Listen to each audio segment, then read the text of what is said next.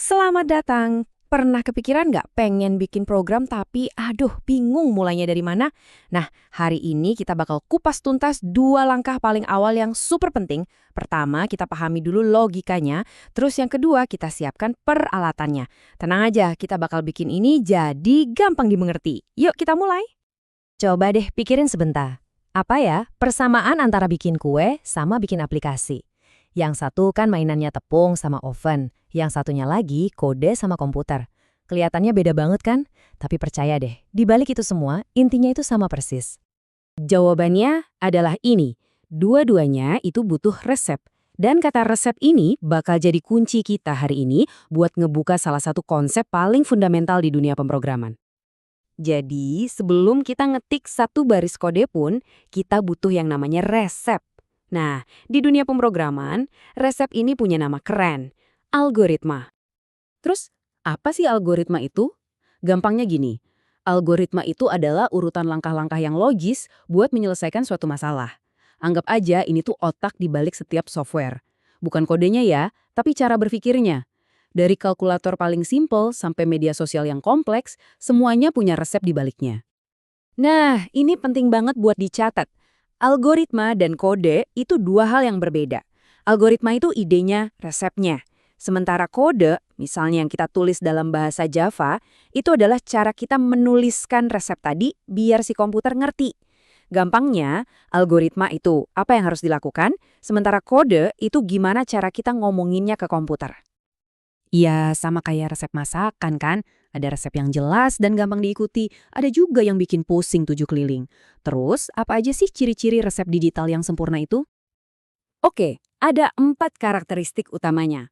Pertama, finiteness. Artinya, resepnya harus ada akhirnya. Nggak mungkin kan kita ngaduk adonan selamanya? Kedua, definiteness.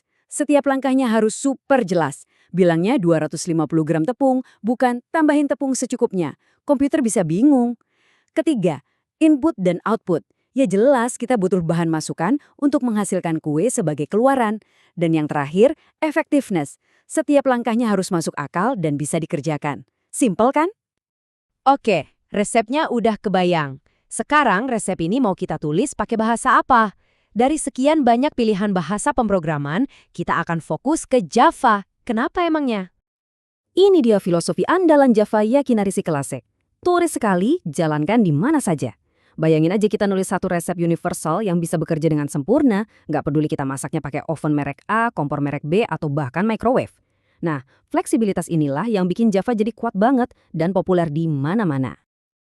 Oke, cukup teorinya. Sekarang waktunya kita praktek. Kita akan siapin dapur digital kita dengan menginstal semua alat yang dibutuhkan buat memasak dengan Java. Ada 3 komponen utama. Tapi tenang, jangan pusing dulu. JDK itu ibarat satu set peralatan dapur lengkap buat bikin program. Ada pisau, talenan, mixer, semuanya.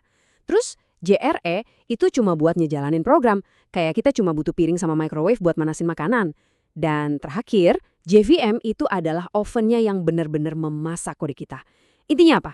Gini, kalau kamu mau jadi kokinya, yang perlu kamu install cuma satu. JDK, semuanya udah termasuk di situ. Ada satu tips penting nih. Waktu pertama kali belajar, jangan langsung pakai peralatan yang paling canggih dan ribet. Kenapa? Soalnya kalau alatnya terlalu rumit, kita malah bisa kewalahan sama fitur-fiturnya. Dan akhirnya fokus kita malah keganggu dari hal yang paling penting, yaitu memahami logika resepnya. Karena itu, coba deh mulai dengan meja kerja atau ide yang lebih simpel. Misalnya, ada BlueJ. Ini bagus banget buat pemula karena visualnya ngebantu kita paham konsep. Ada juga Genie. Ini super ringan dan cepat. Atau kalau mau yang lebih modern dan populer, ya VS Code. Nah, ini dia momen yang kita tunggu-tunggu. Semua teori dan persiapan tadi bakal kita gabungkan untuk memasak hidangan pertama kita. Kita akan ubah dari sekedar teks biasa menjadi sebuah program yang hidup. Dan inilah resep pertama kita, program Hello World yang legendaris. Jangan pusing dulu lihat detailnya, cukup ingat 2 hal ini aja untuk sekarang. Bagian main itu adalah titik di mana programnya mulai jalan, dan system.out.println itu artinya perintah untuk tampilkan tulisan ini di layar. Untuk menjalankan program ini, cuma ada 2 langkah. Pertama, kompilasi pakai perintah Java. Ini tuh kayak proses kita mencampur semua bahan jadi adonan.